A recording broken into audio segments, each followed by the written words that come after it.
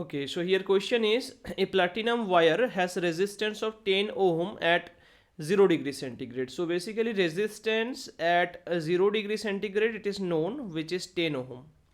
Now 20 ohm at 273 degrees centigrade. So if we consider that the temperature is 273 degrees centigrade, T equals to 273 centigrade, then RT means R at that particular temperature is equals to, what is the formula regarding temperature and the coefficient of resistance, all this, the formula is RT is equals to R naught into 1 plus alpha T. This is the formula.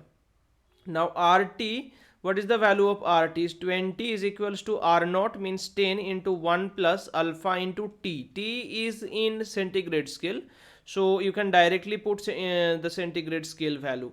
So 273. Okay. Now if you cancel this 2, you will get 2 is equals to 1 plus 273 alpha. Now alpha is equals to 1 by 273, this much per degree centigrade. Okay, per degree centigrade. Even you can write degree centigrade inverse, degree centigrade inverse. So this is the value of alpha, and you can also calculate the alpha by taking 1000 at the numerator and into 10 to the power minus 3, because 1000 into 10 to the power minus 3 will give you simply 1, and divided by 273. Now just divide this portion, you will get the actual answer, like 1000 divided by 273, by how much it will go, like 3, right? Approximately 3. 3 3 is a 9, 3 7 is 27, so 3 2 is 6 and 8. So basically 1, we are getting 1. Now here it is 2, here it is 1, so 121, you can use point decimal here, so 0. Now 273 approximately 4 or 5 something, 4 or 5. Okay, 4 if you use, so 4 3 is 12, 4 3 is 12, 4 7 is 28, so 29, 4 2 is 8 and 10.